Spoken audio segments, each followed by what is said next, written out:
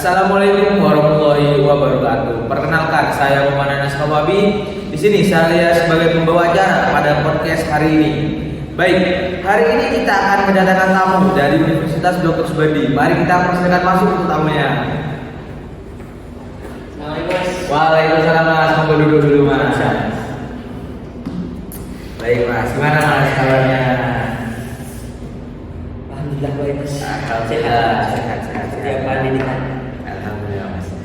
Untuk kesibukannya hari ini Mas dan hari-hari biasanya apa nih Mas? apa ya Mas? Tidak ada Mas. Ya kuliah lah. Untuk hari-hari weekend lah. Pilih tipis lah. Olahraga lah. Orang-orang gitu ya Mas ya. Oh iya Mas. Ini saya ada lupa nih Mas. Yaitu lupa memperkenalkan bintang tamu kita pada hari ini. Coba Mas, perkenalan terlebih dahulu. Ya lupa perkenalan. Ya Mas, kalau asing gitu Mas. Baik, di sini perkenalkan nama saya Wildan Bawaidul Akifan dari Universitas Dr. Subandi angkatan 23 dengan NIM 23102220. Baik Mas. Sebelum kita berbicara lebih lanjut ya Mas ya, saya punya sesuatu untuk sebenarnya. Mungkin bisa dinikmati Mas. Ya, Terima kasih banyak Mas. tidak mewah ya, tapi bisa memati rasa haus ya, agar enak. Oh ini ada Mas ya. Ayo Mas, nikmati terlebih dahulu Mas. Di bawah enjoy aja ya Mas ya. Di bawah enjoy. Baik Mas, kan kesehariannya Mas kan cuma kuliah ya, mungkin kerjakan tugas Mas ya. Nah, saya mau tanya nih Mas, untuk di Universitas Dr. Subandi itu sendiri, apakah tergolong universitas yang jadwalnya padat atau renggang ya? Bagaimana Mas? Kalau dibilang renggang ya tidak sih. Untuk dibilang padat tidak juga. Tapi itu tergantung bagaimana siswa itu melaksanakan kegiatan di kampus tersebut. Misalnya, kalau dari saya itu ada waktunya untuk enjoy, ada waktunya untuk serius. Di mana kalau memang waktunya kita harus serius ya serius, di mana waktunya kita bercanda ya bercanda. Oh, berarti Mas kan juga orang yang bisa mengatur yang namanya itu kegiatan-kegiatannya Mas ya. Kalau lagi waktunya serius ya serius, waktunya have fun ya have fun Mas ya. Baik Mas. Di sini nih saya akan tanya-tanya nih Mas kepada Masnya sebagai mahasiswa Universitas Dr. Subandi Mas ya. Kan sekarang tuh lagi marak-maraknya, lagi banyak-banyaknya kasus yang namanya tuh HIV dan AIDS itu Mas. Nah, saya ingin tanya nih Mas, untuk HIV dan AIDS itu sendiri itu gimana sih Mas penjelasannya tuh? Untuk HIV dan AIDS ya, untuk HIV itu bisa dibilang virus yang menyerang sistem kekebalan tubuh manusia, khususnya sel-sel sistem kekebalan tubuh yang membuat tubuh rentan terhadap infeksi dan penyakit. Nah, dan untuk AIDS tersendiri ini fase akhir dari HIV. Nah, ketika orang tersebut tidak cepat mendapat penanganan pengobatan akan berdampak menjadi AIDS seperti itu Mas. Gimana? Nah, Kan untuk HIV tersendiri ini Mas itu menular Mas. oh, termasuk penyakit yang menular Mas ya. Menular. Gimana? Untuk ini Mas kan untuk orang-orang awam itu menganggap HIV dan AIDS itu adalah hal yang sama ya Mas. Apakah itu betul? Mau dibilang sama sih tidak. Ada beberapa perbedaan dari antara HIV dan AIDS tersebut. Nah, untuk perbedaan dari HIV dan AIDS, untuk HIV ini infeksi virus yang dapat dikendalikan dengan pengobatan. Nah, sedangkan AIDS ini fase akhir dari HIV. Gitu. Artinya tuh orang yang mengalami AIDS itu pertama pasti mengalami HIV terlebih dahulu ya Mas ya. Iya Mas. Untuk ini Mas, kan setiap penyakit itu pasti ada namanya penyebab gitu ya Mas ya. Nah, untuk penyebabnya itu apa saja ya Mas ya? Untuk penyebab HIV itu bisa menjadi, nah HIV ini kan penularan, Ya. tidak bisa dan termasuk penyakit menular. Ya, menular. Nah, untuk HIV ini bisa menular dengan adanya hubungan seksual atau seks bebas yang seks tanpa bebas. menggunakan pegangan itu.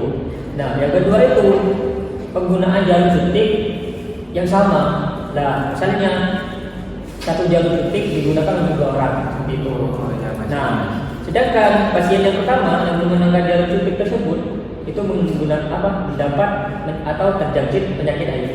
Nah, sedangkan pasien yang kedua ini tidak terjangkit. Nah, ketika suntikan itu jarum suntik itu sudah ditusukkan dan ditusukkan lagi selanjutnya pada pasien kedua, itu pasien kedua bisa mendapat penyakit menular untuk penyakit HIV tersebut. Nah, untuk ketiga yaitu transfusi darah yang terkontaminasi. Nah, yang terakhir penularan dari ibu ke anak, misalnya pada kandungan, itu bisa menular juga. Ya Mas ya, apa namanya, karena keturunan ya Mas ya. Bisa disebut karena keturunan. Dan untuk AIDS ini tidak banyak seperti HIV penyebabnya, yaitu AIDS ini kan infeksi HIV yang tidak dikendalikan dan berkembang menjadi AIDS. Yang misalnya sudah pertama saya katakan tadi, jika HIV ini tidak cepat ditangani oleh pengobatan, itu akan berdampak menjadi AIDS. Jadi HIV ini adalah titik awal dari AIDS. Oke Mas. Gimana? Nah, kan kita itu sebagai orang awam itu pengen tahu nih Mas, apa sih gejala-gejala atau tanda-tanda dari keduanya itu Mas? Nah, untuk tanda-tandanya itu tuh apa sih Mas biasanya Mas dari keduanya itu Mas, agar kita tuh bisa berhati-hati seperti itu Mas? Untuk gejala-gejala dari HIV pertama Ya, HIV. Mas. Untuk HIV itu bisa dari pertama, kita akan merasakan demam, sakit kepala atau pusing. Nah, ketika malam itu keringat dingin. Keringat dingin. Setelah itu diare. Nah, dan juga penurunan berat badan secara drastis. Gitu. Nah, untuk AIDS sendiri ini gejalanya hampir sama, tapi ada beberapa yang beda. Nah, pertama infeksi, misalnya pneumonia, tuberkulosis. Nah, dan yang kedua itu bisa terjadinya kanker seperti kanker serviks, kanker kulit gitu. Dan juga yang sama ini penurunan badan secara drastis. Dan untuk diare bisa bisa tambah menjadi diare kronis. Parah yang AIDS itu ya Mas ya. Ya. Nah, terus untuk ini Mas, untuk kita itu melakukan pencegahannya itu gimana Mas? Untuk upaya-upayanya agar kita itu terhindar dari itu semua lah Mas. Itu gimana Mas? Untuk pencegahannya juga bisa menggunakan kondom saat berhubungan seksual. Nah, sekarang kan marak hubungan seksual yang bukan suami istri ya, itu dijadikan hal-hal yang normal gitu. Dan yang kedua itu